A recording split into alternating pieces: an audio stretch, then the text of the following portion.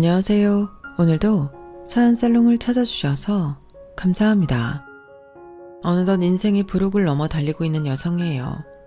저희 과거 이야기를 한번 써볼게요. 제 결혼 생활 중 아직도 생생하게 기억이 나는 장면이 있어요. 우리 애는 공부도 잘하고 교대 나온 데다가 해외 연수까지 다녀온 애야. 근데 너랑 결혼한다고? 참, 내가 아들 곱게 키워 남주게 생겼다? 처음 시어머니를 만났던 날 시어머니가 저에게 거르지 않고 했던 말이었네요. 저도 어디 가서 꿀리는 스펙은 아니었어요. 지방 국립대 경영학과를 나왔고 20대 중반부터 직장 생활을 시작해 6년 넘게 한 회사에서 실적도 좋았거든요. 하지만 시어머니는 본인 아들이 제일 대단했어요. 결혼하고 나면 안정적인 직장이 필요해. 공무원처럼 말이야. 시어머니는 퇴직한 국어 교사셨고 남편은 시어머니가 그토록 자랑스러워하는 중학교 수학 선생님이었네요. 엄마, 애는 착해. 너무 그러지 마세요. 그래도 교사가 최고지. 실적에 치이지도 않고. 어디 나가면 존경받는데. 아버지가 없이 자라서 그러지 시어머니는 제 남편을 끼고 살았다고 하였고 그로 인해 아들에 대한 애착이 남달라 보이긴 했어요. 그리고 예전부터 결혼을 제외하고 시어머니가 정해준 길을 거스르지 않고 따라왔다고 하는 남편이었죠. 교사가 좋긴 하지. 그래도 내가 말했잖아. 같은 교사들이랑 얘기하면 잘 통하는 것도 있지만 좀 답답한 것들도 많아. 고지식하거든. 엄마, 그냥 좋게 생각해줘요. 넌 내가 교사 만나라고 그렇게 얘기했는데 말을 안 듣니? 엄마, 나 못 믿어? 너야 믿지. 그래도 교사들은 검증이 됐잖아. 인성이든 뭐든. 하여튼 엄마는 네 결혼 반대할 생각은 없어. 우리 아들이 그동안 그래도 엄마 말 거르지 않고 잘 들어줬는데 엄마도 어느 정도는 양보해야지. 어머님 감사해요. 너 좋으라고 허락한 거 아니다. 그리고 진짜 내가 큰맘 먹고 허락하는 거야. 사실 어차피 결혼할 건데 반대해봤자 뭐하니? 서로 감정만 상하지. 나 그렇게 꽉 막힌 사람 아니다. 우리 아들을 사랑한다고 하기도 하고 네가 그래도 똑똑하다고는 하니까 결혼 허락하는 거야.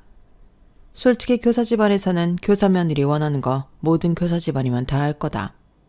네가 교사가 아니라서 그런데 원래 이렇게 따지고 제거하는 거니까 너무 기분 나쁘게 생각 말아라.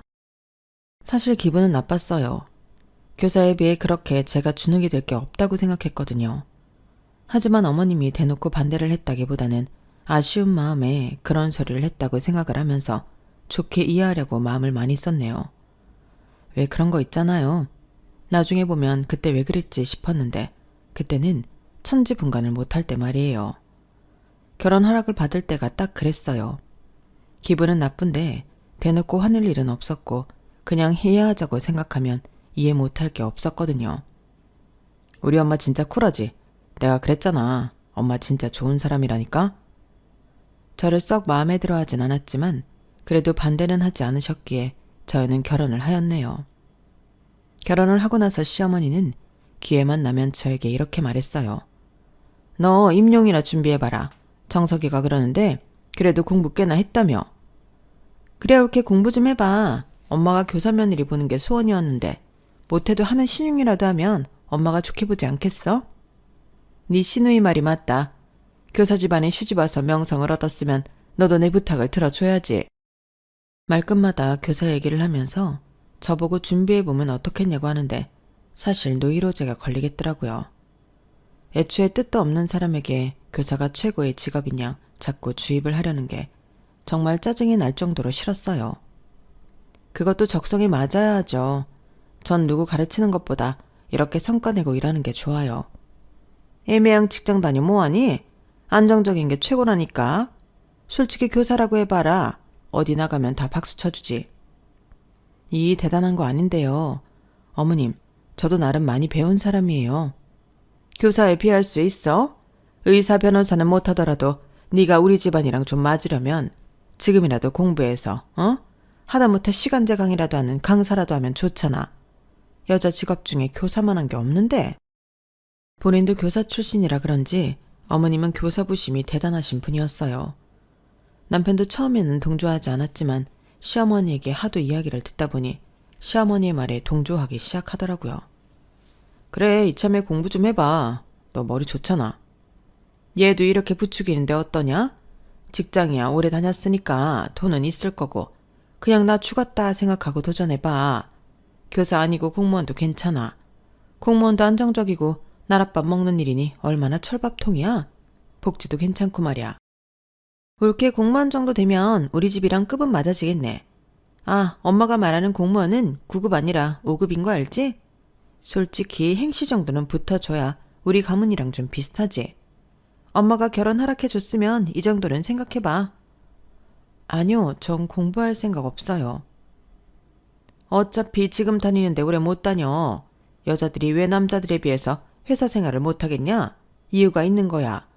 교사같이 안정적인 직업 아니고서야 길게 보면 힘들다니까. 내 말 듣고 잘 생각해봐. 매번 시어머니와 남편은 사상 교육하듯 귀에 닦지 않게 교사 얘기를 꺼냈어요. 어느 날은 이런 적도 있었네요. 시어머니가 제 앞에서 신우이 친구 얘기를 할 때였죠. 걔 서울대 나와서 교사 됐다더라? 그 집은 얼마나 자랑스러울까? 어디 시집갈 때도 아마 두 팔 벌려 그 집에서 환영할 거다. 교사 며느리 누가 싫어해? 그 말을 들은 신우이와 남편은 웃더라고요. 너도 이참에 공부하라니까. 네 머리 정도면 교사 된다니까? 그것도 적성에 맞아야지. 내가 몇 번 말했잖아. 난 누구 가르치는 거 못한다고.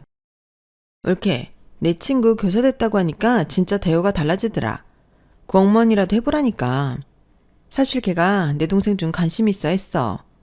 우리 엄마 교사 며느리 얻을 뻔했다니까? 그러니까 올케가 어느 정도는 맞춰줘야지. 형님, 사실 이런 말 드릴까 말까 많이 고민했는데 형님은 교사 아니시잖아요. 일반 회사 다니시면서 왜 자꾸 제가 공무원을 해야 하며 교사를 해야 하는지 모르겠네요. 같은 회사원끼리 서로 잘 알 텐데 형님이라도 안 그러셨으면 해요. 올케, 나 무시해? 아니요, 그게 아니라 저 형님 직업 너무 존중해요. 그러니까 형님도 제 직업 존중해달라는 뜻으로 말씀드린 거예요. 형님도 회사에서 정말 치열하게 일하시죠? 저 역시 마찬가지예요. 우리 서로 응원해주자고요. 사회생활이 얼마나 고달픈데요. 때리는 시어머니보다 말리는 시누이가 더 얄밉다고 매번 옆에서 깐족거리는 시누이에게 촌철살인을 날리니 시누이는 얼굴이 붉어져서 저를 더욱 미워하게 되었어요. 하지만 그럼에도 저 역시 매번 참을 수만은 없는 생각이 들었죠. 일상 시댁 모임에 가게 되면 결국 마무리는 공부하면 좋겠다라는 말이었고 저는 나름 공부를 안 하고 살지 않았기 때문에 어머님과 남편의 말을 듣고 있으면 제가 무슨 아예 공부하는 담을 쌓고 살았던 사람 같은 마음이었죠.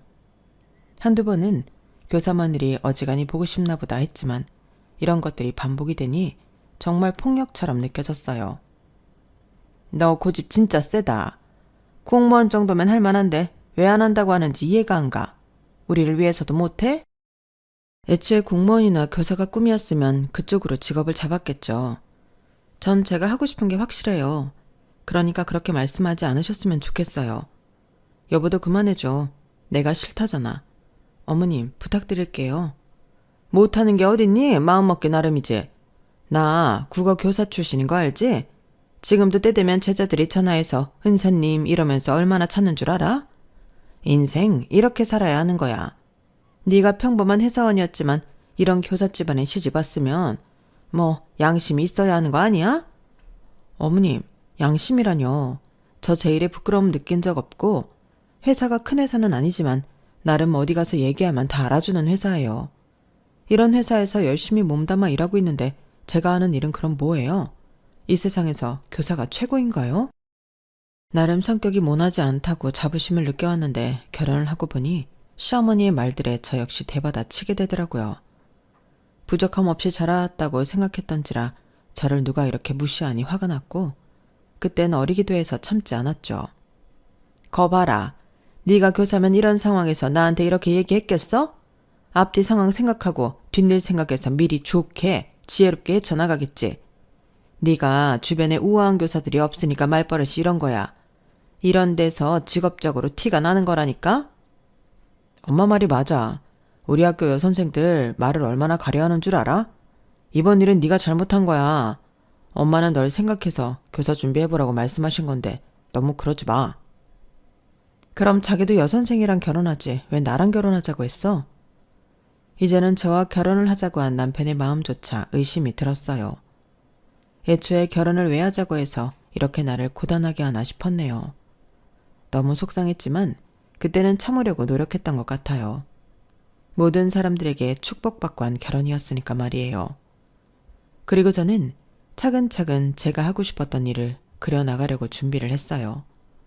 이제 뭐라도 해봐야겠다 싶을 때쯤 타이밍이 너무 좋게 제 회사에서 명예퇴직자를 선발하였고 제가 퇴사를 하게 되자 난리가 한바탕 이어졌어요. 결혼 전부터 해보고 싶었던 게 있었기 때문에 희망퇴직자를 받는다는 것이 저에게는 오히려 반가운 소식이었지만 저 외에 다른 식구들은 반색을 표했어요. 그럼에도 저는 제 자신을 믿었고 남편 또한 설득시킬 수 있을 줄 알았어요. 알고 보니 그건 오만이더라고요. 거봐, 내가 진작에 안정적인 길 가면 이런 일은 없다고 했지? 그래, CM이 말을 개코로 듣더니 너 이제 뭐 할 거야? 네 나이가 어리기를 하냐? 아니면 뭐 스펙이 뛰어나서 이리저리 다른 데서 너를 불러주길 하냐? 어머님, 저 제가 퇴사한 거예요. 잘렸으니 본인이 퇴사했다고 하는 거겠지. 누가 모를 줄 알아? 아니요. 그동안 제가 하고 싶었던 일도 있고 해서 이번 기회가 좋을 것 같아 결정한 거라고요. 당신 뭐 할 일 있어? 그냥 이번 기회에 공무원 시험이나 보든지 아니면 엄마 말대로 교사 쪽 알아봐봐. 솔직히 스펙이 안 되긴 하지만 유치원 전교사 이런 것도 있잖아. 나에 비해 유치원 교사는 그렇지만. 내가 결혼을 반대했어야 했는데 그때 너무 사람이 좋았지. 솔직히 우리 아들 소개시켜달라고 했던 교사들이 한둘이었는 줄 알아? 그래도 본인들이 좋다고 했고 너 착한 걸 생각해서 나중에 공무원이나 시키면 되겠다 생각하고 결혼시킨 건데 무슨 고집은 황소고집에 이제 하다하다 실직? 애도 낳기 전인데 우리 아들만 바라보고 살 거니? 어머님, 너무 당황스럽네요. 제가 공무원이나 교사가 아니면 뭐 이 집에서 살 가치도 없다는 식으로 말씀하세요. 꼭. 저 20대 중반부터 일해서 악착같이 돈 모았고 절대 놀지 않을 거예요. 이희한테 생활비 탔을 생각 없으니까 걱정 마세요. 아, 그 돈으로 공무원 준비나 해. 엄마 말대로 솔직히 아이 낳기 전에 우리 둘이 안정적인 직업으로 자리 잡아두면 좋은 거 아니야? 내가 왜 그래야 하냐고.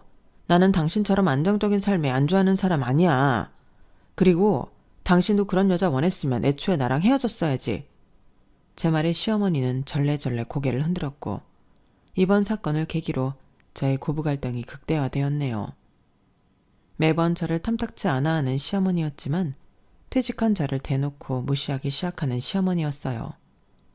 이제는 직업도 없고 시댁에서 준비하라는 공무원 준비도 제가 계속 거부하자 시어머니는 저에게 막말을 일삼기 시작했던 거예요.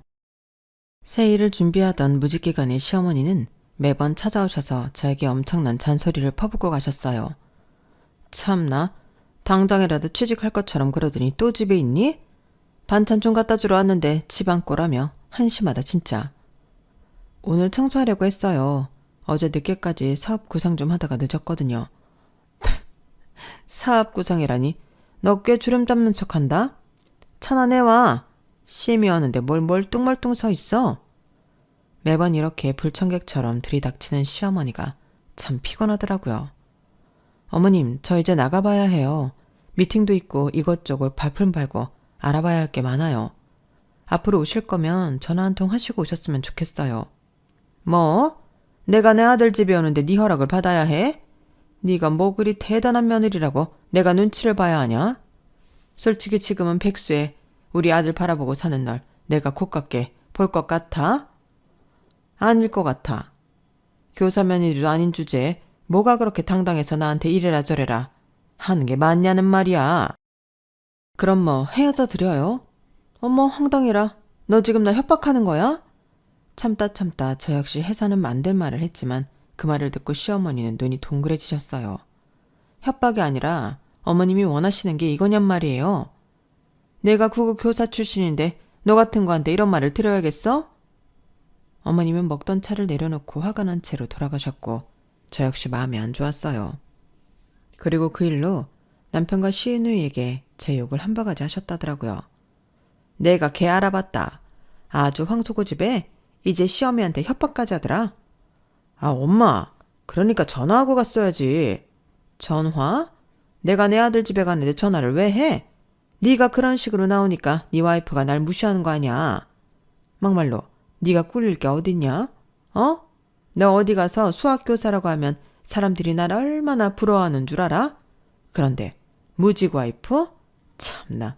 내가 아주 곱게 키워 남 좋은 일 시켰지. 교사 와이프 돼서 나한테 절을 해도 모자랄 판에 시엠이 협박에 나고 앉아있으니 내가 왜 사나 싶어. 올케가 진짜 그랬어, 엄마? 그렇대도 나한테 헤어지냐고 하면서 삿대질을 하더라. 니네가 걔 표정을 안 봐서 몰라 아주. 내가 얼마나 놀랬는데. 제가 집에 가서 잘 얘기해 볼게요. 잘 얘기는 무슨. 귓방망이라도 한 대 갈겨서 정신 쏙 차리게 해라. 날 무시하는 건 우리 집안 자체를 무시하는 거나 다름없으니까. 너 올케 관리 잘해. 우리 엄마한테 이런 식으로 하는 거 내가 못 참아. 그리고 남편은 그날 저에게 와서 따져대더라고요. 엄마한테 헤어지네 만회하면서 협박했다며. 애가 왜 그러냐 진짜. 어른한테 그러고 싶어? 그냥 아들 잘나서 엄마가 어깨 좀 세워보시는 건데 그걸 못 맞춰드려서 이 사단을 만들어? 내가 왜 그래야 해. 나도 우리 엄마 아빠한테 어디 가서 못난 딸 아니야. 교사는 아니지만 그래도 나름 이름만 대면 알만한 회사 다녔고 거기서 나 하고 싶은 거 하려고 희망퇴직한 거야. 내가 당신한테 뭘 그리 꿀리냐? 어? 그리고 꿀린다고 쳐. 어머님이 사람을 이렇게 무시할 권리가 있어? 제 말에 남편은 아무 말도 하지 못했어요. 그리고 한참을 있다 내뱉은 말이 가관이었죠. 엄마가 너 귓방망이라도 때려서 정신 차리게 하라는 거 내가 그래도 참는 거야. 귓방맹이? 와, 진짜 어이가 없다. 국어교사를 하셨다는 분이 그런 말씀을 하셔? 그리고 자기는 그게 뭐 좋은 일이라고 나한테 말을 전해? 당신이랑 하는 결혼 생활 정말 내가 생각했던 거랑 너무 달라서 나도 힘들다. 이게 맞는 거야? 결혼 전 엄청나게 다정한 사람은 아니었지만 그래도 이런 쓰레기일 줄을 몰랐다는 생각을 했어요. 저 말을 아무렇지 않게 내뱉는데 만감이 참 교차했네요. 그리고 어디 한번 무시 못하게 해주마 라는 생각을 더 악착같이 했던 것 같아요. 처음에는 작은 스마트 스토어부터 시작을 했고 전공도 경영학인데다가 회사에서도 마케팅 실무 경험이 많았기에 준비는 어렵지 않았어요. 밤낮 없이 상품 사진 찍고 소싱 뛰고 디자인 만들고 아침마다 택배 싸느라 손에 테이프 자국이 남았지만 정말 행복하더라고요. 그렇게 몇 달을 버티다 SNS 광고가 하나 터지면서 매출이 뛰기 시작했고 협업 제안까지 들어오게 되었어요. 전 1인 사업자에서 법인 사업자로 전환까지 성공을 하게 되었고 제 명의 사무실도 계약하게 되었네요. 하지만 바빠진 저를 시댁에서 무시하는 건 여전하였죠. 그런 거 얼마나 번다고 그러니? 많이 못 벌어도 안정적인 철밥통이 좋은데 교사할 머리가 안 되면 그냥 공무원이라도 해보라니까. 넌 고집 진짜 세다. 어머님, 저 생각보다 많이 벌어요. 무시하지 마세요. 뭐 안정적인 직업 좋죠. 근데 저는 이렇게 사업하는 게 좋아요. 돈만 많이 벌면 뭐 해? 명예가 있어야지. 너네가 말했지?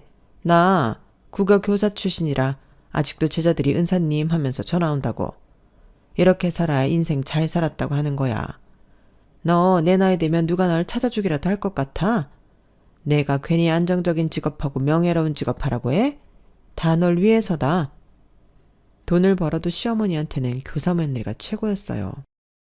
엄마 나도 올케는 본인이 제일 잘났잖아. 우리가 그렇게 옳은 소리를 해도 결국엔 올케 귀에는 속이의 경일기라니까. 엄마도 입 아프니까 그만해. 올케, 나 같으면 이렇게 얘기하는데 공부하는 신용이라도 하겠어. 진짜 고집 더럽게 세다. 전 그 말을 들을 때마다 화가 났지만 그래도 마음을 다잡았네요. 제가 결혼해서 이렇게 살 줄 몰랐지만 남편과는 점점 대면대면해져만 갔어요. 그리고 이혼을 고려하게 될 지경까지 되었네요. 남편은 아이들 시험기간만 되면 바쁘다고 서재에서 나오지도 않았고 전 저대로 사업을 확장시킬 생각에 바쁘게 지냈어요. 그리고 우연히 일을 하다 친구를 만나게 되었고 친하게 지냈던 친구라 반가웠네요. 어머어머, 이런 데서 다 만나네. 나 오늘 여기 대관에서 상품 사진 찍으려고 하거든. 네가 여기서 일하는 줄 몰랐다 얘. 그러게 연락하지. 잘 지냈어? 결혼 소식은 들었는데 내가 바빠서. 다들 사는 게 그렇지 뭐. 애 많이 컸겠다. 몇 살이야? 중학생. 아 맞다. 네 남편 중학교 교사라고 했지? 혹시 우리 딸 다니는 중학교 아니야? 알고 보니 제 친구의 딸이 다니는 학교가 남편이 재직 중인 학교더라고요. 제 오랜 친구가 제 남편 학교의 학부모가 되면서 남편과의 대화에 물꼬를 트게 되었어요. 그래도 학교 얘기를 듣게 되니 남편도 잘 대답해 주었거든요. 네 친구는 그럼 애를 몇 살에 낳은 거냐? 중학생이면 다 키웠네. 그치, 그런 거 보면 부러워. 옛날에는 본인 삶이 없으니까 힘들어 보였는데 지금은 딸이랑 친구처럼 되게 잘 지내더라고. 아 근데 서연이 딸은 그럼 공부 좀 해? 걔 완전 꼴통이야. 지 엄마가 말 안 해? 네 친구가 그건 창피해서 말 안 했나 보다. 공부 진짜 못해. 수업 시간에는 맨날 화장만 하고 엎드려 자기만 하고 어린 나이에 애 낳아서 그런 거 안 가르치고 막 키웠나 보더라. 왜? 애니까 그럴 수 있지. 그래도 그때 만났는데 예의도 바르던데? 그런 애가 커봤자지. 사회에 나고자밖에 더 돼? 내 딸이 그런다고 하면 머리를 빡빡 밀어버렸지. 공부도 안 하고 말이야. 걔를 보면 걔 엄마도 보여. 친구라고 어울리지 마. 우리랑 급이 안 맞으니까. 무슨 말을 그렇게 해. 내 친한 친구인데 애들 키우는 게 마음대로 되는 것도 아니고. 남편의 말이 완전 틀린 말이 아니었지만 또 저렇게 급을 운운하며 본인이 잘났다는 식으로 얘기하는 게 그렇게 좋아 보이지는 않았어요. 그리고 한참 지난 어느 날이었네요. 친구를 만나 이런저런 이야기를 하고 있던 날 말이에요. 요즘 남편 괜찮아? 뭐 시험 기간이잖아. 그래서 얼굴 보기도 힘들어. 넌 학교 선생님 안 만난 게 좋은 거야. 시험 기간이 무슨 학기에 2번이나 되니까 그때마다 얼굴 보기도 힘들고 까칠해지고 하여튼 좀 그래. 친구가 저에게 중요한 할 말이 있다고 꼭 시간을 내달라고 했고 그러기에 바쁜 와중에 시간을 내서 만난 친구였어요.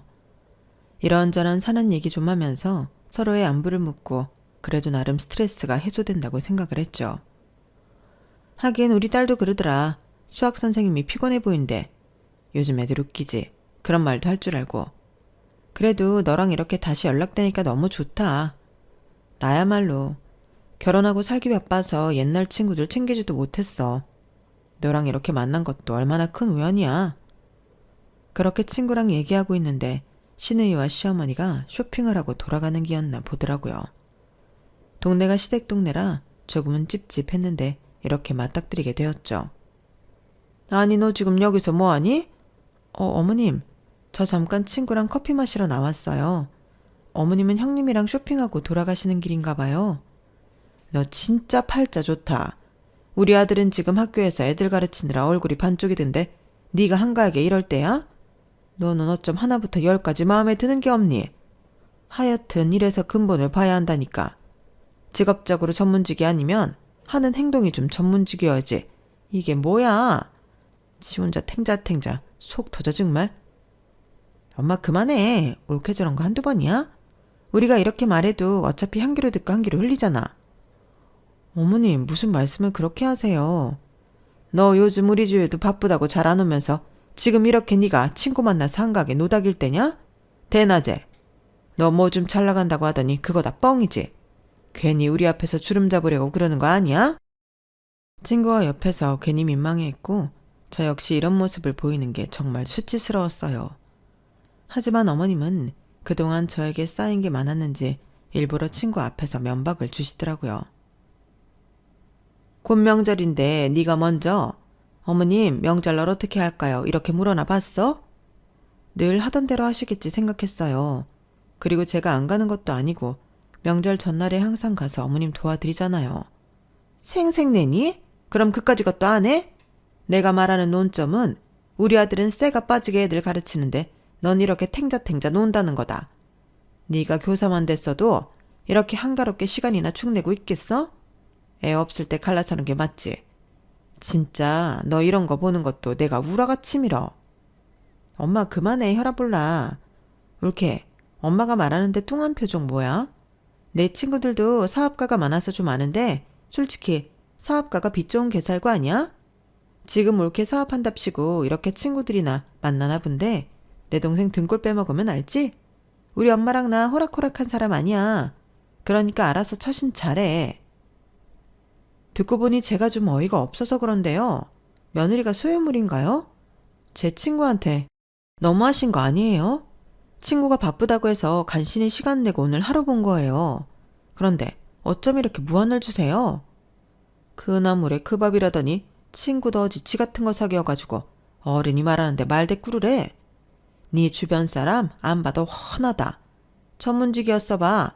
주변에 우아한 사람들이 넘치지. 됐어. 네 인생 네가 알아서 하는 거지. 하여튼 우리 아들한테 피해만 줬단 봐. 내가 교사 출신으로서 망신 제대로 줄 거니까. 어머님의 자랑은 그 교사 출신이란 거 딱 하나였어요. 매번 말끝마다 본인은 교사 출신이라 매우 자랑스럽고 고고하다는 식으로 저를 깔아뭉개셨거든요. 어머님과 형님이 돌아가시고 정말 창피해서 무슨 말을 해야 할지 몰랐죠.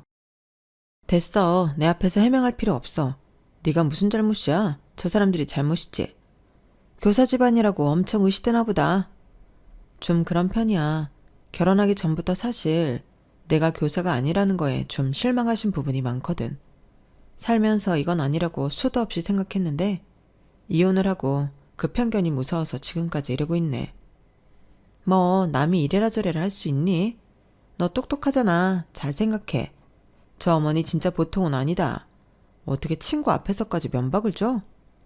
정말 친했던 친구였기에 저를 안타까워하는 것 같았어요. 그리고 이 일로 저 역시 고민을 좀 해봐야겠다고 생각하던 찰나 시어머니는 제가 일하는 중 시도 때도 없이 전화를 하셨어요. 너 한가한 거 다 하니까 이따 퇴근하고 방앗간에서 들기름 좀 찾아와라. 나 머리 말리러 가야 하니까.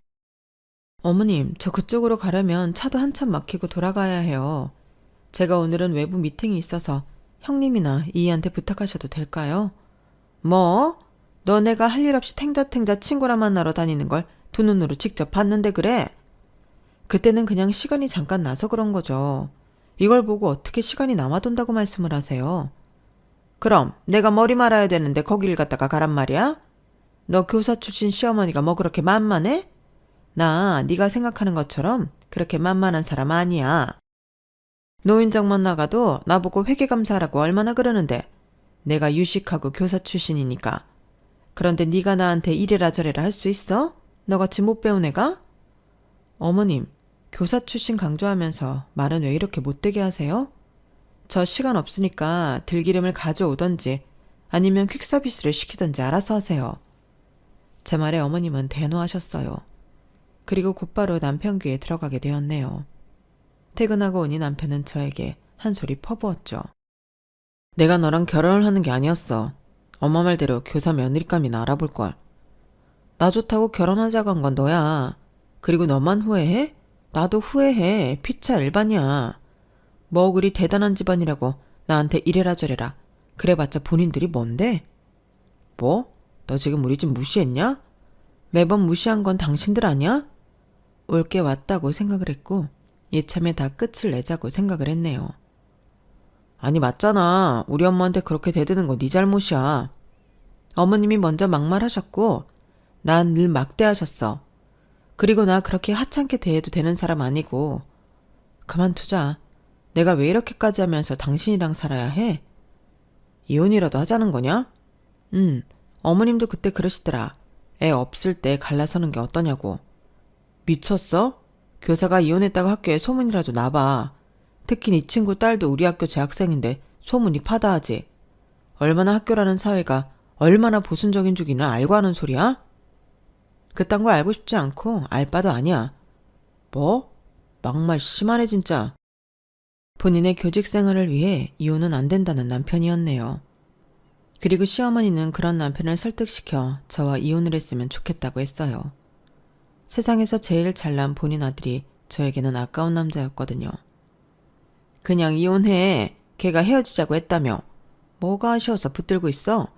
솔직히 걔 뭐 하나 마음에 드는 것도 없었어. 나도 교사 출신이지만 진짜로 걔는 아니다. 내가 그때 적극적으로 말릴 걸 그랬어. 교사 며느리 봤으면 내가 이런 꼴을 받겠어? 정말 속상하다 진짜. 그래도 어떻게 이혼을 해. 걔 친구 딸이 우리 학생이라니까. 소문나는 거 시간 문제야. 그리고 어린애들이 입을 얼마나 잘 노리는 줄 알잖아, 엄마도. 그러니까 내가 너 결혼할 때 잘 생각해보라고 했지? 어쩔 거야 이제? 그냥 이러고 사는 거지. 걘 걔고 난 나야. 그리고 애초에 이럴 줄 알았어. 머리도 좋은 애니까 결혼해서 잘 구슬려면 우리가 하자는 대로 할 줄 알았지 뭐. 하여튼 너 걔한테 단 한 푼도 주지 마. 알겠어? 아마 걔 사업하는 것도 지금이야 모아놓은 돈으로 굴리나 본데 나중에 돈 딸려서 다 너한테 손 벌릴 거야. 무슨 지가 돈을 많이 번다고 나한테 거짓말을. 참나, 웃기지 말라 그래. 사업이 어디 쉬워? 알겠어, 내가 알아서 할게요. 일단 나도 지쳤어. 그리고 내 돈은 절대 안 줘. 그렇게 시어머니는 저와의 이혼을 종용하셨지만 남편은 학교에 보여지는 이미지가 중요하다며 이혼을 피하고 있었네요. 그리고 얼마 후 명절이 왔어요. 정말 가기 싫었지만 갈라서는 순간까지는 그래도 할 도리는 해야 한다고 생각했어요. 이혼을 하더라도 그 전까지는 가족이고 또 어떻게 될지 모르는 게 사람 일이기 때문에 후회할 일을 만들고 싶지 않았거든요. 그렇게 썩 내키지는 않았지만 시댁에 도착하고 보니 시어머니가 기다렸다는 듯이 앞치마를 던지며 대뜸 한마디 하시더라고요. 명절 음식 아무것도 안 했다. 이런 건 너같이 허드레나 하는 일이지? 어머님, 뭐라고요? 맞잖아. 탱자 노는 네가 이런 걸 해야 맞지. 빨리 부엌 들어가서 동태포 밑간이나 해놔. 네가 할 일은 그런 거야. 전 바로 어머님께 받은 앞치마를 똑같이 집어 던지며 말했네요. 사람 사서 쓰세요. 제가 이 집 식모예요? 그리고 서류 한 장을 꺼내 보여주자 시어머니는 그 자리에서 졸도했어요. 너 이거 뭐야? 이제서야 사리 분별되니? 쓰러진 네 엄마 보니까 눈이 아득하지? 당신 그렇게 고고하게 학교 선생이 최고라고 하더니 뒤에서 이런 짓이나 하면서 돈 받아먹고 있었어? 정말 소름 끼친다. 내가 이걸 모를 줄 알았나 본데 내 친구가 얘기해주더라. 당신 말대로 요즘 애들 무섭더라고. 모를 줄 알았나 본데 학생들 사이에서도 암암리에 다 알고 있대. 애들한테 정직과 공정을 가르쳐야 되는 사람이 정작 뒤로는 돈 받고 불법 문제 자료 공유하고. 걔네 엄마 아빠한테 얼마 받았니? 어머님, 물어보셨으면 일어나세요. 이게 어머님이 말하는 교사들인가요? 그게 무슨 소리야? 우리 아들이 지금 뭘 했다는 거야? 밤마다 내가 잠들면 뭐 금액이 어떻고 자료가 어쩌고 사실 이상하긴 했어요. 근데 그날 친구가 저한테 꼭 할 얘기가 있다면서 말해주더군요. 남편 학교에서 이상한 소문이 돌고 있다면서 말이죠. 근데 설마 했어요. 원래 그 나이 때 애들은 지어내기도 잘 지어내고 헛소문에 휩쓸리기도 하니까. 근데 맨날 돈이 어쩌고 하는데 이상하지 않아요? 그래서 정석씨 씻으러 간 사이에 핸드폰 받고 사교육 업체 직원이 보낸 문제지, 그리고 PDF 파일, 또는 밑에는 입금 내역 사진까지 다 완벽하던데요. 이런 식으로 뒤에서 구린 짓을 하면서 교사가 최고라니 존경을 받는다더니 그런 말을 할 수 있어요? 어머님이 말하는 교사들이 이런 교사들을 말하는 건가요? 당신도 내가 모를 줄 알았어? 아니, 내 핸드폰을 네가 왜 봐? 볼만 하니까 봤다. 왜? 맨날 그렇게 깎아내리고 업신여긴 죄 어디 한번 받아봐. 그리고 저 이혼할 거예요. 보수적인 교직사회에서 이혼남 되고 싶지 않다고 했지? 걱정 마. 이혼 이슈는 네 부정 비리로 다 엎어질 거니까. 지금 뭐 다 까발리기라도 하겠다는 거야? 너 잊고 있나 본데 우리가 아직 그래도 부부야. 근데 이혼할 거야. 이거 교육청에 넘기면 어떻게 되니? 정직? 해임? 시어머니 얼굴이 새하얘지는 모습이었어요. 나랑 일단 얘기해라. 그래도 네 남편한테 덮어줄 건 덮어줘야지. 네가 돈을 제대로 벌었으면 얘가 뒤에서 이런 짓을 했겠어? 갑자기 사업한답시고 일 그만두고 그러니까 이 착한 게 금전적 부담으로 지금 이런 짓까지 한 거 아니야. 어머님, 저 이희한테 10원 한 장 받아 쓴 적 없어요. 심지어 집 생활비는 거의 다 제가 냈고요. 거두절미하고 그냥 끝내는 게 답이죠. 얘 나이가 한창인데 이거 뭐 진짜 폭로하겠다는 거야? 네, 폭로도 하고 이혼도 할 거예요. 전 그 말을 끝으로 그 집을 나왔어요. 너무 홀가분했고 이제서야 발걸음이 가볍더라고요. 그리고 곧이어 시어머니의 폭탄 전화가 오기 시작했네요. 이혼 서류를 남편에게 던지고 며칠이나 지났을까? 시어머니가 한번 보자고 했죠. 무슨 일이세요? 이제 다 끝만난 마당에. 미안해. 그냥 이 말 하려고. 우리가 하고 체면 따지느라 너한테 상처 줬으면 정말 미안하다. 근데 우리 아들 한 번만 살려주면 안 될까? 내가 잘못했어. 어? 내가 다 잘못했다. 잘못은 그 사람이 했죠. 어머님은 저한테 사과하셔야 하고요. 그냥 신고만 하면 안 되겠니? 걔 먹고 살 길이 평생 그거 하나인데 이러면 안 되잖아. 내가 이렇게 빌 테니까 이번 일 없었던 걸로 해줘. 내가 교사를 어떻게 생각하는 줄 너 알잖아. 걔 교사 안 하면 어떡하라고? 어? 그냥 늙은이 한 병 파준다고 생각해. 이미 늦었어요. 그만두세요. 그날 이후 저는 연락처를 다 차단했어요. 그리고 곧바로 교육청 청렴신고센터에 관련 자료를 다 정리해서 제출을 했네요. 불법 사교육 연계, 금품 수수, 시험지 유출 의혹까지. 그리고 며칠 뒤 담당자한테 연락이 오게 되었어요. 제보해 주신 내용은 매우 중대한 사안이며 감사 절차에 즉시 착수합니다. 그리고 딱 3주 만에 남편은 학교에서 파면 조치가 되었네요. 친구에게 듣기로 이미 학교에는 소문이 파다하게 퍼졌다고 하더라고요. 우리 딸이 그냥 하는 소린 줄 알았는데 어떻게 그러니? 이혼은 잘 돼가지? 진짜 그런 게 무슨 선생이라고.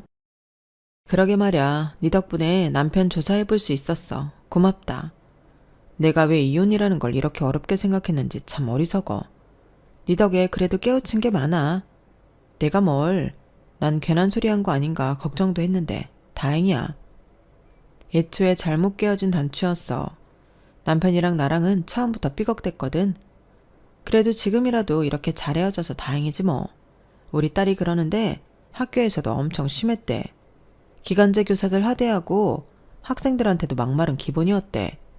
그리고 수의 봐주시는 경비분한테도 저렇게 살고 싶냐고 하면서 막말하고. 진짜 세상에 뉴스에 나올 감이지 않냐? 내가 진짜 뭐에 눈이 돌아서 그런 사람이랑 결혼했는지 싶어. 나도 참. 됐어. 몰랐지. 네 남편이 그렇게 행동할 줄. 너도 알았겠어? 그러니까 너무 자책 마. 교사들 사이에서 명예가 생명인데 파면된 남편은 이미 손가락질을 받기 시작했고 선생님들 카톡방에 그리고 다른 학교에서도 소문이 났어요. 그리고 동네에서는 남편이 망했다고 대대적으로 난리가 났죠. 시어머니가 본인 아들이 교사라며 하도 자랑을 하고 다닌 결과였네요. 그리고 남편은 온갖 경로로 저에게 연락을 해오기 시작했죠. 우리 그때 감정에 격해져 있었잖아. 나 아직 너한테 미련 있어. 미안해. 다시는 엄마 말 안 들을게.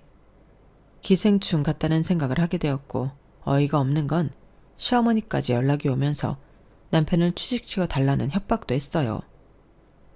네가 내 아들이랑 이혼하고 인생까지 망쳐놨으면 후회는 책임져야지. 우리 아들이 언제까지 놀고 있을 수 있어? 너 회사 한다며? 우리 아들 거기에 취직이나 시켜줘라. 난 잘난 너 하나 때문에 이제 애들 가르치는 것도 엎어졌는데 네가 책임져야지. 범죄 저지른 건 당신 아들인데 제가 왜 책임져요. 그리고 제 회사 무시할 땐 언제고 취직을 시켜달라 마라 기가 차네요. 이렇게 저한테 연락할 시간 있으면 어머님 아들한테 구질구질하게 저한테 연락하지 말라고 전해주실래요? 저 진짜 너무 역겹거든요. 뭐? 내 아들이 너한테 연락을 해? 네. 미련이 있다는 둥 미안하다는 둥 엄마 말을 다신 안 듣겠다는 둥 온갖 미련 절절한 문자로 매일같이 보내오는데 스토커로 고소하기 전에 연락하지 말라고 전해주세요. 시어머니는 제 말에 아무 말도 못하셨어요. 그리고 그 잘난 교사 아들은 이제 학교라는 곳은 발붙일 수 없어 어디 학생들 영업하는 학원에 취직을 해서 간간히 학생 모집을 하며 학원 홍보를 하고 있다고 했죠. 하지만 그마저도 학교 학부모들이 알아보는 바람에 학원에서도 길을 못 펴고 사는 모양이더라고요. 아니 저 선생 그 불법 비리 저지르고 파면된 선생 아니야? 얼굴이 똑같네. 맞나봐. 학교 잘렸다더니 학원에서 이러고 있네. 학생들 모으려고. 아무리 사교육이라지만 어떻게 저런 선생 있는 학원에 우리 애들을 맡기겠어? 학원이 천진데. 그러게 말이야. 저런 선생한테는 못 맡기지. 요즘같이 사교육이 널린 세상에. 어머님, 한 번만 저 믿고 등록해 주세요. 제가 이래봬도 중학교에서 수학 가르치던 교사라서 내신이고 뭐고 빠삭합니다. 아니요, 성적도 성적이지만 인성이 중요하지. 그런 인성 가지고 무슨 애들을 가르친다고. 양심 있으면 학원에 민폐 끼치지 마세요. 모든 학부모들이 거부하자 학원 원장도 남편에게 넌지시 나가라고 했다고 하더라고요. 그래도 교사 출신이라 메리트가 있을 거라고 생각했는데 그냥 사직도 아니고 파면이 되신 거여서 같이 일하기 힘들겠네요. 안타깝지만 이번 달 계약을 종료로 더 이상 학원에서 뵙지 않는 게 좋겠어요. 원장님, 잘할 수 있습니다. 믿어주세요. 저 이래봬도 실력 있는 놈이에요. 그래도 안 되죠. 사실 실력 좋은 선생들은 널렸어요. 그렇게 남편은 간신히 취업한 학원에서도 잘리게 되었고 그때마다 저에게 연락을 해서 구질구질하게 굴었죠. 너 돈 잘 번다며? 아는 사람들이 그러더라. 내가 널 괜히 무시해서 이꼴당하지. 어떻게 안 될까? 나 반성 많이 했는데. 교사가 최고라며. 내가 돈 많이 벌어도 뭐 당신 성에 차겠어? 당신이 그렇게 좋아하는 공무원이나 교사 만나. 애도 없는데 못할 게 뭐야?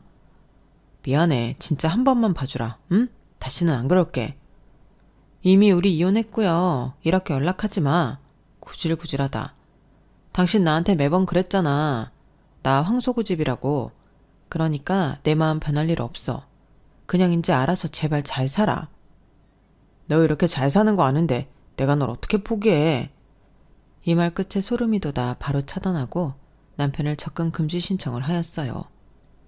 이렇게 많은 시간을 쏟고 보니 정작 제 사업에 소홀했다는 생각이 들어 그 이후 일에만 매달리게 되었네요. 운이 좋아서 사업이 잘 되었고 지방 창고 사무실까지 확장했어요.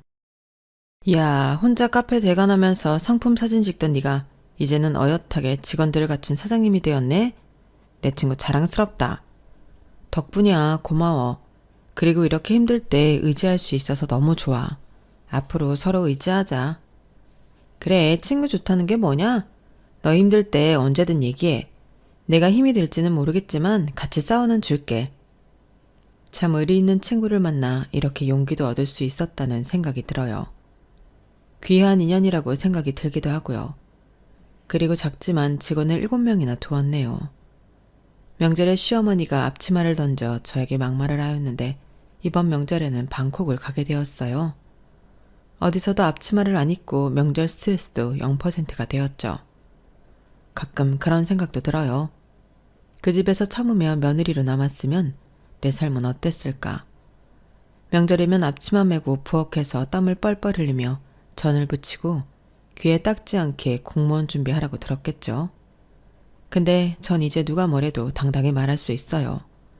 작지만 알찬 회사 대표이고 교사만을 외치면서 다른 사람을 개똥으로 보는 그 집을 제가 완전 참교육했거든요. 시간이 지나고 보니 젊은 시절이 귀하지만 또 돌아가고 싶지 않은 세월이기도 하네요. 지금 이 순간순간이 얼마나 즐거운지 제가 하고 싶은 일을 선택하고 밀어붙이길 정말 잘했다는 생각이 들어요. 앞으로도 소신껏 살아간다고 말씀드릴 수 있을 것 같아요. 바쁜 시간 내주시어 제 사연을 들어주신 분들 좋은 일만 있으실 거예요. 항상 행복하길 바라면서 글을 줄여볼게요. 여러분, 사연 댓글에 응원과 현명한 조언 부탁드려요. 좋아요와 구독은 저에게 큰 힘이 됩니다. 오늘도 좋은 일 가득하세요.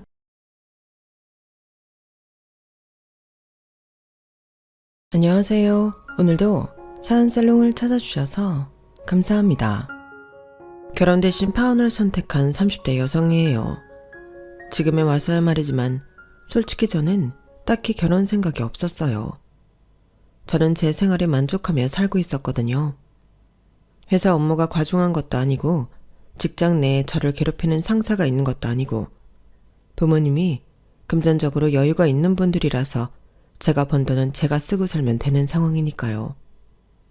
저는 공기업에 다니고 있는데 대기업에 입사한 친구들에 비하면 월급이나 복지가 떨어지는 건 사실이에요. 하지만 업무 강도나 회사에서 받는 스트레스를 생각하면 오히려 대기업에 다니는 것보다 훨씬 낫다고 자부해요.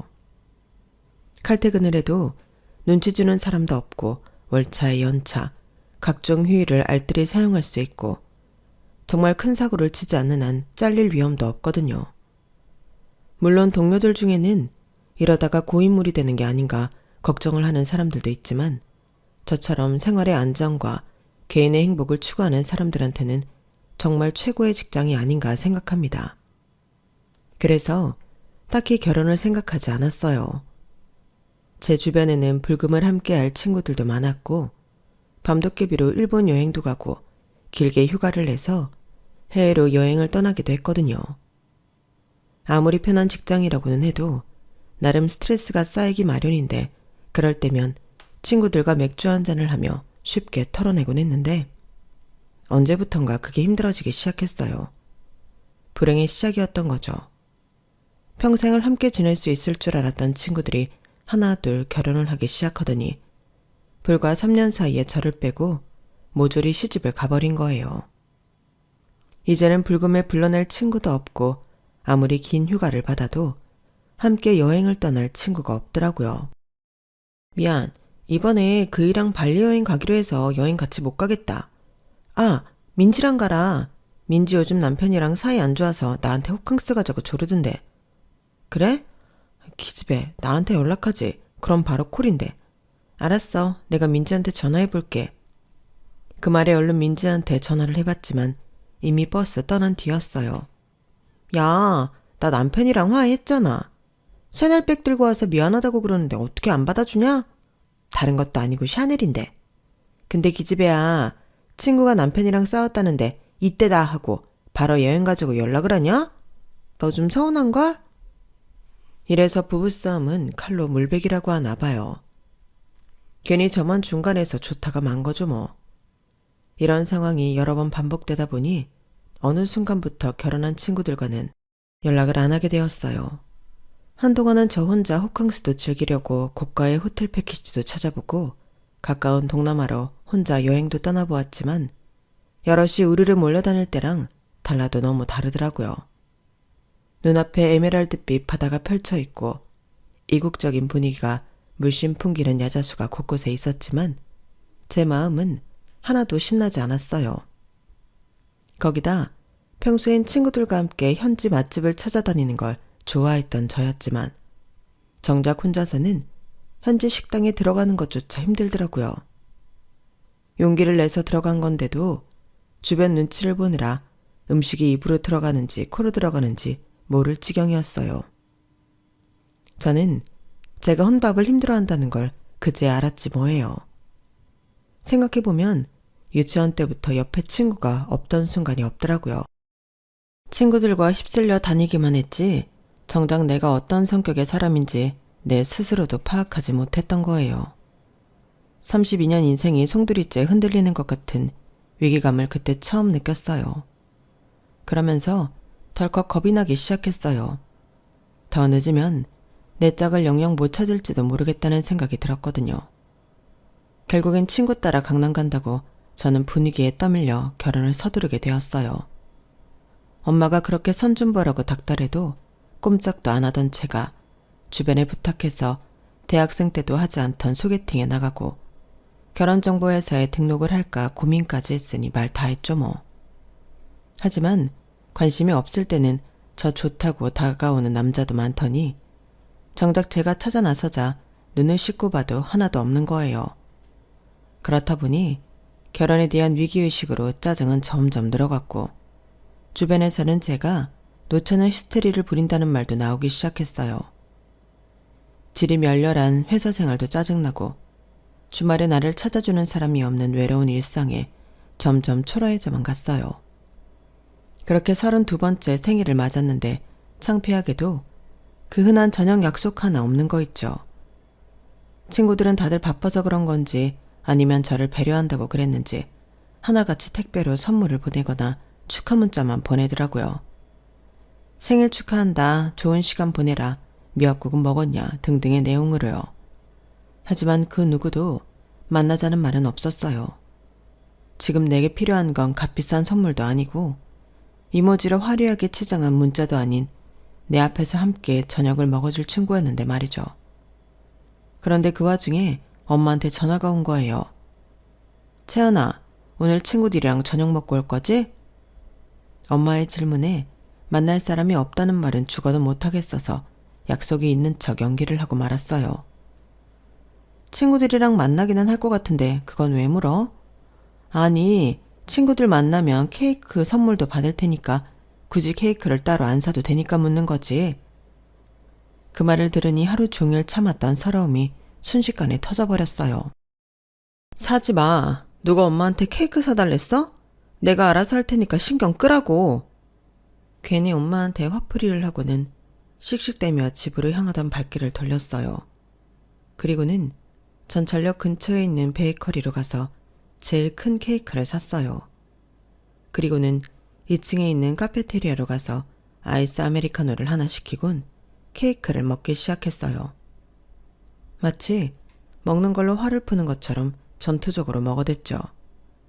하지만 아무리 먹어도 양이 줄지 않더라고요. 그러다가 문득 유리창에 비친 제 자신을 보게 됐는데 꼴이 참 우습더라고요. 불과 1년 전만 해도 이렇게 비참한 생일을 맞게 될 줄 몰랐는데 말이죠. 눈물이 나려는 걸 억지로 참으면서 포크로 애꿎은 케이크만 누르고 있었는데 그때 누가 제 앞에 멈춰서지 뭐예요. 고개를 들어보니 낯익은 얼굴이었어요. 하지만 이름이 또렷이 기억이 안 나더라고요. 그런데 윤채은 맞지? 땡땡중학교 3학년 2반 윤채은. 나 기억 안 나? 정환성. 이름을 듣고 보니 그제야 기억이 났어요. 저와는 같은 초등학교 중학교를 나온 아이였거든요. 학생 땐 서로 대화도 나눠본 적이 없을 정도의 사이라서 오랜만에 만났어도 인사 외에는 할 말도 없는 사이였어요. 그런데 그런 저와 달리 환성이는 넉살 좋게 제 앞에 앉아 얘기를 이어가더라고요. 한참을 떠들어대던 환성이는 그제야 테이블 위에 놓인 케이크를 보더니 피식 웃으며 그러더라고요. 너 케이크 무지 좋아하나 보다. 이 큰 걸 혼자 먹고 절반은 먹은 것 같은데? 근데 혹시 오늘이 생일이야? 아니 옆에 초가 딱 네 나이만큼 있길래. 그 말에 너무 창피해서 쥐구멍에라도 숨고 싶은 심정이었어요. 그래서 얼른 생일초를 백에 넣어버렸죠. 그러자 환성이가 잠시 엉망이 되어버린 케이크를 보더니 그러는 거예요. 채연아, 다 먹었으면 나랑 어디 좀 갈래? 생크림 케이크를 이렇게나 먹었으니 속이 느끼할 거 아니야. 속풀이하러 가자. 그리고는 제가 대답할 겨를도 없이 테이블 위에 늘어져 있는 케이크와 접시를 치우기 시작했어요. 그리고는 그대로 제 손목을 잡고는 어딘가로 걸어갔어요. 한 10분 가까이 걸었을까요? 골목 안에 있는 허름한 중국집 앞에 멈추더라고요. 여기가 내 최애 맛집이야. 여기 삼선짬뽕이 진짜 끝내주거든. 어때? 속풀이하기에 딱이겠지? 그 말을 끝으로 제 의견은 듣지도 않고 저를 끌고 중국집 안으로 들어갔어요. 그리고는 메뉴판도 안 보고 바로 삼선짬뽕 2개를 시키더라고요. 짬뽕이 나오기까지 불과 10여 분 남짓이었지만 환성이가 이런저런 얘기를 늘어놓는 바람에 어색할 겨를이 없었어요. 그리고 드디어 눈앞에 짬뽕 2그릇이 놓였고 엄청난 비주얼에 저도 모르게 입안에 침이 고이더라고요. 불과 20여 분 전에 혼자 제일 큰 사이즈의 케이크 반판을 먹어치운 저였지만 신기하게도 칼칼한 짬뽕이 술술 들어가는 거 있죠. 살면서 그렇게 맛있는 짬뽕은 처음이었어요. 개눈 감추듯 그릇에 코를 박고 짬뽕을 먹어댄 우리는 마지막 한 젓가락같이 해치우고는 그제야 대화를 시작했어요. 대화라고 해봐야 서로에 대해 아는 게 없어서 일방적인 각자의 얘기일 뿐이었지만 그래도 시간 가는 줄 모르고 한참을 떠들게 됐지 뭐예요. 그 바람에 고량주와 간단한 안주까지 시켜서 2시간 가까이 수다를 떨었어요. 불과 몇 시간 전까지만 해도 이름조차 기억 안 났던 동창과 말이에요. 그런데 그게 끝이 아니었어요. 환성이는 술기운에 알딸딸해진 저를 집까지 데려다 주었는데 대문 앞에 도착하자마자 주머니 속에서 뭔가를 꺼내주더라고요. 고양이 인형이 달린 열쇠고리였어요. 급하게 사느라 포장도 못했어.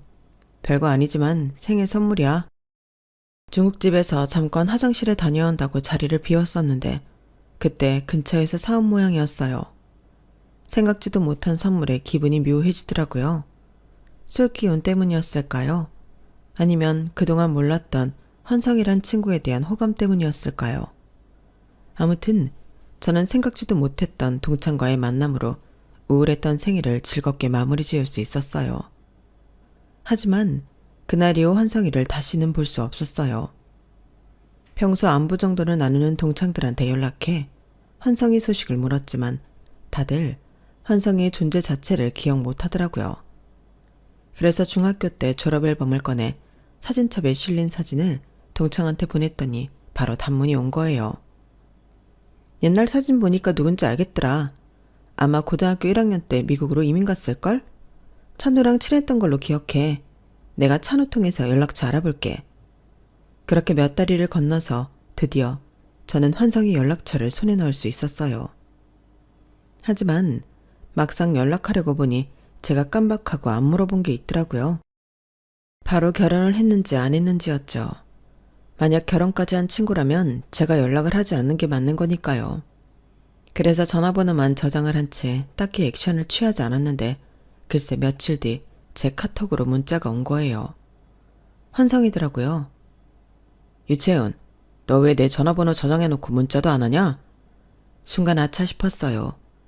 전화번호를 저장하면 톡에 새로 뜬다는 걸 깜빡했던 거죠. 그래서 부랴부랴 단문을 했어요. 늦었지만 그날은 잘 들어갔냐? 그날 내 넋돌이 들어줘서 고마웠다. 언제 시간 되면 밥 한번 사겠다고 말이에요. 그랬더니 바로 문자가 오더라고요. 그 밥 이번 주 토요일에 사라. 너한테 할 말도 있고. 내심 다시 보게 됐다는 생각에 들뜨긴 했지만 그래도 결혼 유무를 모르는 상황이라서 약간 찜찜하긴 했어요. 막상 약속을 잡고 나니 마음이 들떠서 그랬는지 하루가 정말 길게 느껴지더라고요. 전에는 눈 뜨면 출근하고 퇴근하면 집에 와서 밥 먹고 자고 일주일이 후딱 지나가곤 했는데 그때는 정말이지 하루가 한 달처럼 느껴졌거든요. 그리고 드디어 토요일이 돼서 환성이를 만나게 되었어요. 역시나 저번에 만났을 때처럼 환성이는 마치 오래된 친구처럼 편하게 저를 대해주었어요. 이렇게 사교성이 좋은 녀석인데 왜 중학생 때는 말도 한마디 나눠보지 못했을까 의아할 정도였죠. 만나서 성수동 구경도 하고 인스타의 맛집으로 유명한 집에 가서 점심을 먹었어요. 비록 밥값이 꽤 비싸긴 했지만 그래도 환성이한테 이 정도는 해주고 싶었어요. 우울했던 제 생일을 즐겁게 만들어준 친구였으니까요. 그런데 이 녀석이 중간에 잠깐 화장실에 다녀온다고 하더니 먼저 계산을 해버린 거 있죠. 야, 왜 그랬어? 오늘은 내가 밥 산다고 그랬잖아. 그래서 일부러 비싼 데로 온 건데. 됐어. 오늘만 날이냐? 이렇게 해야 밥을 핑계로 다음에 널 또 만나지. 저를 또 만나고 싶어서 그랬다는 말에 심장이 간질간질해지는 것 같았어요. 20대 중반에 했던 마지막 연애를 끝으로 이런 감정을 다시 느끼게 될 줄은 몰랐는데 말이죠. 저기 채연아, 혹시 지금 사귀는 사람 있니? 찬우한테 듣기론 결혼은 안 했다고 들었는데 사귀는 사람이 있는지는 찬우도 모르더라고. 없어. 너는? 나야 당연히 없지. 사귀는 사람이 없다는 말에 환성이는 입술을 실룩거리며 웃음을 참았어요. 솔직히 저도 환성이랑 같은 마음이었지만 이를 악물고 티 안 내려고 했지만요.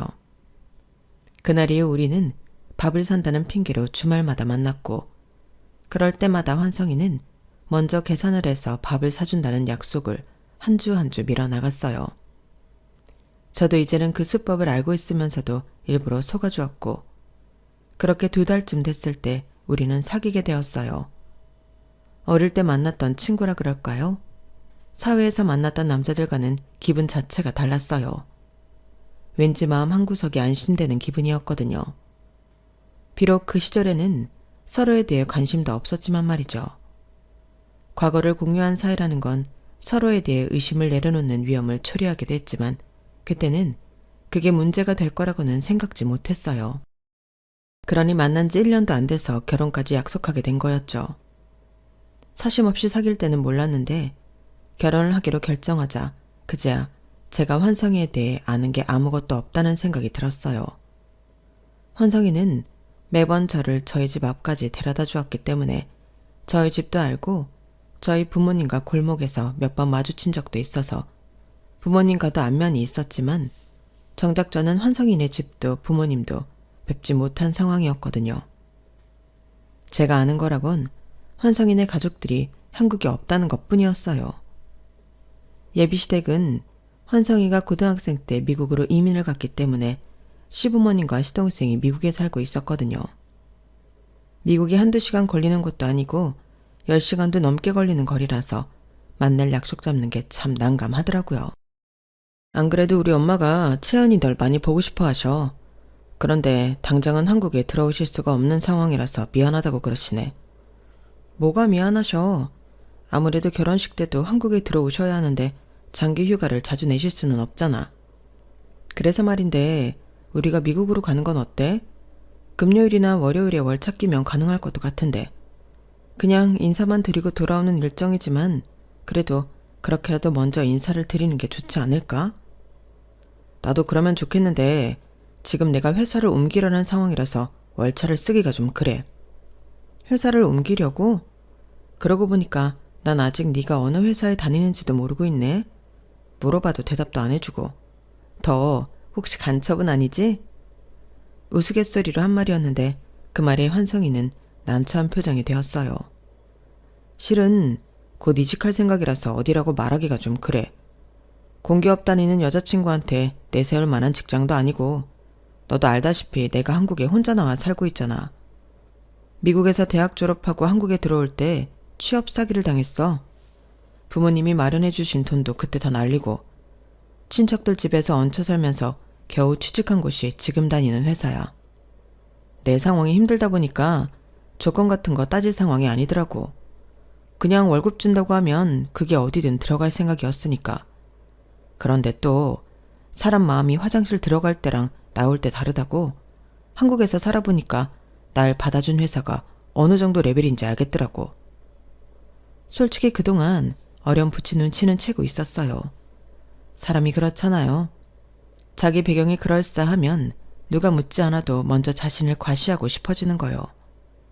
하지만 반대로 자신의 환경이 변변치 않다면 침묵으로 일관하고 싶은 건 당연한 거였죠. 그래서 저도 환성이한테 직장이 어딘지 사는 곳이 어딘지 캐묻지 않았어요. 사실 저는 또래들에 비해 좋은 조건에서 살고 있어서 제 직장이나 부모님 직장을 드러내고 살아온 편이었어요. 아빠는 정형외과 원장으로 계시고 엄마는 아빠 병원이 있는 건물에서 약국을 하고 계시거든요. 엄마 약국에는 폐의 약사들이 여럿 있어서 엄마는 거의 약국에 안 나가시지만요.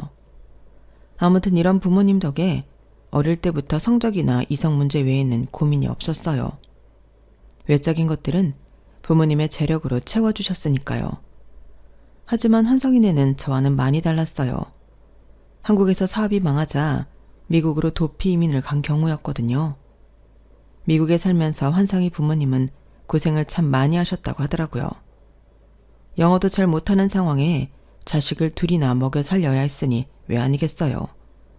그러니 부모님의 다툼은 이어졌고 환성이가 대학교 1학년 때 결국엔 두 분이 헤어지셨다더라고요.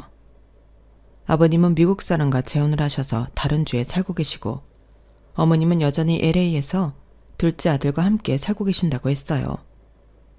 대형 마트에서 일하신다고 하는데 그렇다 보니 생활이 그리 넉넉한 편은 아닌 것 같더라고요. 늘 밝게 웃는 얼굴이지만 환성이는 가정사를 들춰보면 아픔이 꽤 큰 사람이었어요. 그래도 티내지 않으려는 모습이 기특하기만 했는데 그런 애한테 직장 문제로 자존심 상하게 한 게 내심 미안했어요. 얼마 전에 괜찮은 헤드헌터를 만났는데 나보고 대뜸 그러는 거야. 그 학벌에 왜 그런 데 다니고 있냐고. 사실 너랑 결혼할 생각이 없었다면 어려울 때 날 받아준 게 고마워서라도 그냥 지금 다니는 회사에 만족하고 살 텐데 공기업 다니는 네 옆에 서는 게 부끄럽고 자존심이 상해서 옮겨야겠다고 생각했어. 지금 얘기가 잘 진행 중이라서 다음 달쯤이면 마무리 지을 수 있을 거야. 그래도 옮기려는 회사는 꽤 괜찮은 데니까 이직 성공하면 그때 말해줄게. 걱정 끼쳐서 미안해.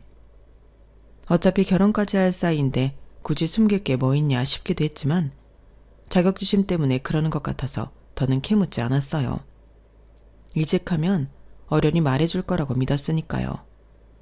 그런데 저는 이렇게 이해한다 쳐도 저희 부모님 생각은 달랐어요. 사돈이 어떤 사람들인지도 모른 채 하나뿐인 딸 자식 혼사를 진행할 수 없다는 거였죠. 아니 아무리 그래도 시부모가 어떤 사람들인지는 봐야 할 거 아니니. 그쪽 부모님도 며느리감을 보셔야 결혼을 찬성하든 말든 하실 테고. 결혼이 당사자들 마음만으로 진행되는 건 줄 알아? 어떻게 니들은 결혼을 니네 좋을 대로 몰아치려고 그러니? 어차피 상견례도 해야 하니까 우리가 직접 미국에 방문하겠다고 하고 환성이한테 말해봐. 엄마, 그냥 좀 기다려주면 안 돼? 환성이 이직하면 그때 우리가 미국으로 인사드리러 갈 거야. 그때 가서 얘기해 볼 테니까 일단은.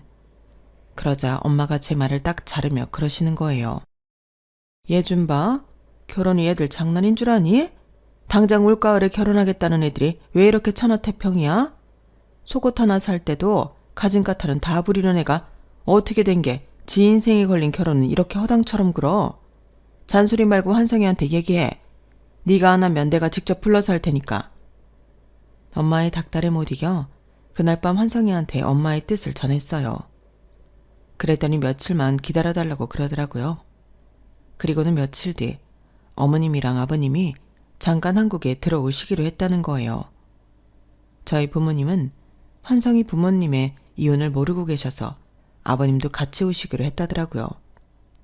그러면서 갑작스럽긴 하지만 그때 상견례를 하자고 했어요. 당연히 저희 쪽에서는 찬성이었죠. 저희 부모님께서는 시댁에서 먼 길 오시는 거니까 언제든 상관없다고 예비 시부모님 일정에 맞춰서 날짜를 잡으라고 하셨어요. 상견례 비용도 내주시겠다고요. 그렇게 열흘 뒤 삼청동에 있는 한정식 집에서 상견례를 하게 됐어요. 아무래도 시부모님 되실 분들을 처음 만나는 자리여서 그런가 은근히 떨리더라고요. 그런데 이런 제 걱정이 무색하도록 예비 시부모님께서 너무 편하게 대해주셔서 금세 편한 마음으로 식사를 할 수 있었어요. 시동생은 직장 때문에 이번에 오지 못했지만 결혼식 때는 참석하겠다고 하시더라고요. 예비 시부모님께서 결혼식이나 신혼집, 그 밖에 혼수와 예단 문제까지 모든 걸 저희 쪽에 맞춰주셔서 분위기는 화기애애하게 이어졌어요. 그런데 집에 돌아오자마자 엄마가 고개를 갸우뚱하시면서 그러시는 거예요. 요즘에도 땡땡 브랜드 구두를 신는 사람이 있네? 그거 예전에 한창 유행했던 브랜드인데. 그런데 땡땡 브랜드 구두를 미국에도 수출하나? 엄마, 갑자기 그게 무슨 소리야? 아니, 아까 환성이 엄마가 신고 온 구두 말이야. 그거 분명히 땡땡 브랜드 구두였거든. 나도 처녀 때 거기 구두 자주 신어서 장식 문양만 봐도 잘 안다고. 그 회사가 지금은 중저가 브랜드가 됐지만 예전엔 나름 가격대가 있는 브랜드였잖아. 암튼 그게 중요한 게 아니라 LA에 사는 사람이 그 구두를 어떻게 구했을까? 참 신기하네. 에이, 한국에 와서 사 신으셨나 보지. 아니면 환성이가 미국에 보내드린 걸 수도 있고. 엄마는 별걸 다 신경 쓰고 그래. 그때는 별거 아닌 걸로 넘겼었는데 지나고 보니 그것도 일종의 단서라면 단서였어요. 예비 시부모님이 미국으로 가시기 전에 제가 따로 만나뵈려고 했지만 친척분들을 만나야 한다고 하셔서 그날 이후 다시 뵙지는 못했어요. 예비 시부모님이 다시 미국으로 돌아가시고 며칠 뒤 환성이는 저희 부모님께 상견례 비용까지 내주셔서 감사드린다며 토종 꿀을 들고 왔더라고요. 그런데 환성이가 저희 집에 찾아오고 얼마 뒤 제가 환성이가 사는 원룸에 찾아갔는데 집 앞 쓰레기 분리수거함에 그 토종꿀 박스가 여러 개 쌓여 있더라고요. 집 안에는 그 꿀을 생산한 농원 이름이 적힌 명함도 여러 장 있더라고요. 그래서 순간 그런 생각을 했어요. 환성이가 다니는 회사가 이 꿀을 파는 농원인가 보다 하고 말이죠. 그래서 몰래 명함을 한 장 챙겨두었어요. 예비 시부모님이 한국에 다녀가시고부터는 본격적으로 결혼 준비를 시작했어요. 예식은 준비 기간이 짧았던 터라 결혼식장을 구할 수 없어서 제 모교 교수회관에서 하기로 했고 신혼집은 황성이 아버님이 마련해 주시기로 했어요. 자가는 아니었지만 그래도 서울에 있는 32평 아파트였기 때문에 전세 보증금만 해도 수억이 넘는 집이었어요. 환성이네 집 사정을 잘 아는 저로서는 낼름 받기가 좀 그렇더라고요. 그래서 신혼집을 구하는데 돈을 좀 보태겠다고 했더니 환성이가 극구 반대하는 거예요. 대신 넌 혼수를 해오잖아. 요즘은 가전제품만 해도 가격이 엄청나서 집 전체를 채우려면 1억은 너끈히 들걸? TV만 해도 얼만데. 그래도 아파트 보증금에 비하면 별거 아니지. 그런데 아버님은 형편이 좀 괜찮으셔? 아니, 어머님이랑 이혼까지 하셨는데 아들 결혼한다고 몇 억짜리 집을 해주시는 게 부담돼서 그래. 걱정하지 마. 아빠는 나한테 그 정도 해줘도 되니까. 아빠 세 부인이 돈이 엄청 많은 사람이거든. 결혼식이 끝나면 언제 보게 될지 모를 시아버지한테 수억 내 부담을 지우는 게 저는 마음에 걸렸지만 환성이는 거기에 대해 별로 미안한 마음이 없어 보였어요. 아무래도 가족을 버리고 돈 많은 여자를 택한 아빠에 대한 미움이 깔린 게 아닌가 하는 생각이 들더라고요. 환성이 말대로 아파트에 혼수를 채우는데 돈이 엄청 들긴 했어요. 다 해서 1억이 조금 넘게 들었거든요. 제가 모아둔 돈으로는 부족해서 일부는 아빠가 도움을 주셨어요. 결혼식까지는 아직 한 달 가까이 남아 있었지만 환성이가 살던 원룸 계약 기간이 끝나서 조금 일찍 신혼집에 가구며 가전제품까지 살림살이를 미리 채워두었어요. 그리고 그 집에는 환성이가 먼저 들어가 살기로 했고요. 그런데 신혼집에 살림을 다 채운 다음 날 환성이가 갑자기 해외 출장을 가게 된 거예요. 어쩌지? 한 일주일 정도 걸릴 것 같은데? 그래? 그럼 너 없는 동안 내가 집 지키고 있을까? 미리 신혼집에 익숙해지게 말이야. 그러자 환성이가 완강하게 반대를 하더라고요. 아직 집 청소가 완벽하게 끝나지 않아서 집에 먼지도 많기도 하고 무엇보다 빈집에 저 혼자 두기 싫다는 거예요. 그러면서 자기가 출장 갔다 오면 업체에 연락해서 입주 청소를 맡길 테니 청소 끝나면 같이 지내자고 하더라고요. 도대체 집에 얼마나 먼지가 많길래 그러나 싶었지만 깔끔해서 나쁠 건 없다는 생각에 그러자고 했어요. 그렇게 환성이는 출장을 떠났고 우리는 톡으로만 문자를 주고받았어요. 시차가 있어서 전화통화는 한 번도 못했고요. 그렇게 환성이가 출장에서 돌아오는 날이었어요. 저는 회사에 월차를 내고 공항으로 마중을 나갔죠. 그런데 환성이가 탄 항공기가 도착한 지 1시간이 넘었는데 입국장에는 환성이 그림자도 안 보이지 뭐예요. 전화를 해도 받지 않고 말이죠. 그런데 그때 환성이한테 전화가 온 거예요. 분명 공항 어디일 텐데 이상하게도 전화기 너머로는 자동차 경적 소리가 들리는 게 마치 도로를 달리는 차 안 같더라고요. 아니나 다를까? 채연아, 아직도 공항에서 나 기다리니? 근데 이거 어쩌냐? 나 공항 아닌데? 그게 무슨 소리야? 그럼 어딘데? 아, 얘 진짜 웃기는 애네. 야, 도망치는 놈이 어디로 도망가는지 말해주는 거 봤냐? 채연아, 네가 고생은 안 해봐서 세상이 온통 꽃밭으로 보이나 본데 너 그렇게 살면 평생 나 같은 놈 만나 당하고 산다? 전화기 너머의 환성이는 더 이상 제가 알던 사람이 아닌 것 같았어요. 소름이 끼칠 정도로 야비한 사기꾼 같더라고요. 정환성, 너 왜 이래? 도대체 무슨 소리를 하는 거냐고. 네가 도망을 왜 가? 말해봐, 이게 무슨 소린지. 윤채은, 정신 좀 차려. 어떻게 된 애가 의심이란 걸 안 하냐? 나 지금 네가 열심히 채워놓은 혼수 판돈 들고 튀는 중이야. 일주일 동안 당근에서 그거 파느라 엄청 바빴잖냐. 네가 그래도 좀 사는 집에라 그런가 하나같이 고가 제품으로 사들여놔서 직장인 2년 연봉을 일주일 만에 손에 넣었다는 거 아니냐. 그래도 너 나 만나는 동안 행복했잖아. 안 그래? 그 정도면 공주 대접 톡톡히 받았지 뭐. 네가 어디 가서 그런 대접을 받아보냐? 그러니까 이 돈은 파원 위자료라고 생각해. 잘 쓸게. 아, 그리고 말야. 마지막이니까 내가 충고 하나만 할게. 야, 너 앞으로 남자 만나거든 제발 의심이란 것 좀 하고 만나라. 내가 지금까지 만났던 여자들 중에 너처럼 등쳐먹기 쉬운 상태도 없었어.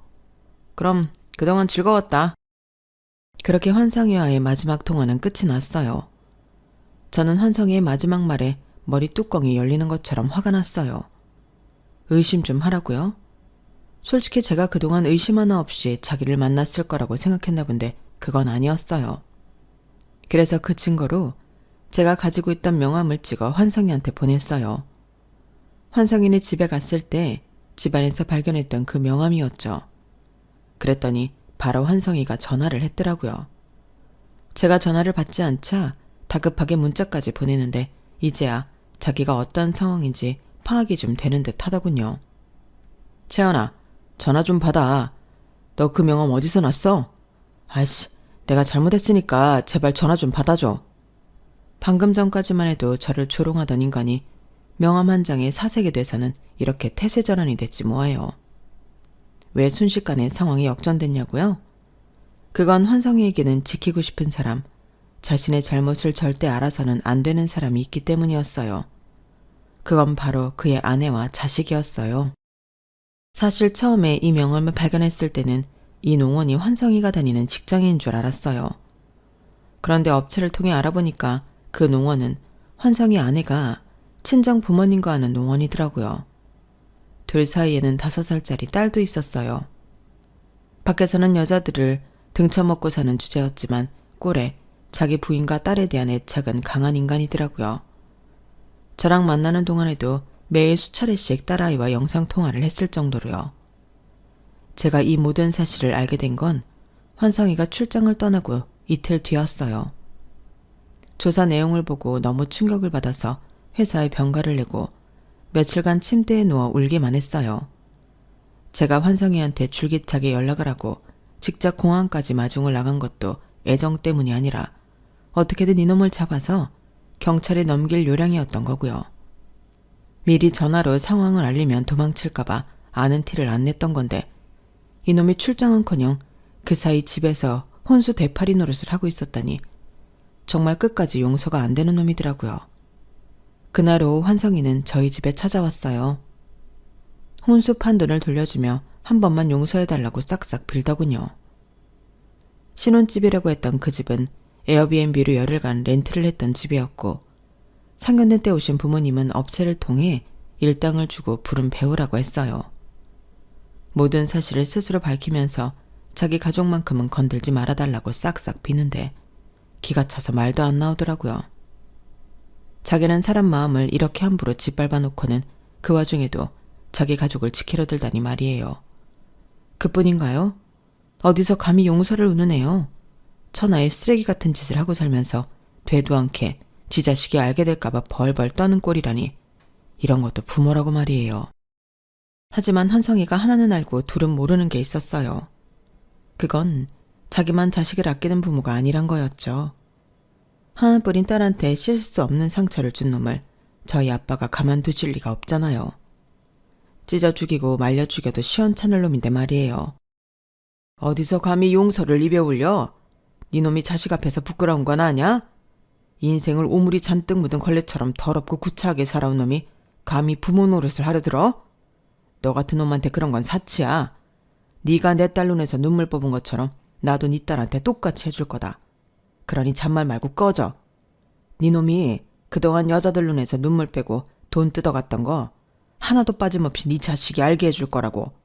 그러니 평생 창피한 부모로 살아. 인간처럼 살아볼 생각 손톱만큼도 하지 말고 네가 지은 죄 그대로 오물 뒤집어 쓴 채로 살라고. 그렇게 결혼 사기를 쳤던 환성이는 결국 경찰에 끌려갔고 그렇게 법의 심판을 받게 되었어요. 업체를 통해 찾아보니 저처럼 환성이한테 속아 돈을 뜯긴 여자가 자그마치 4명이나 더 있더라고요. 저는 그 사람들을 설득해 함께 소송을 시작했고 결국 저를 포함해 5 여자에게 상처를 입힌 환성이는 실형을 살게 되었어요.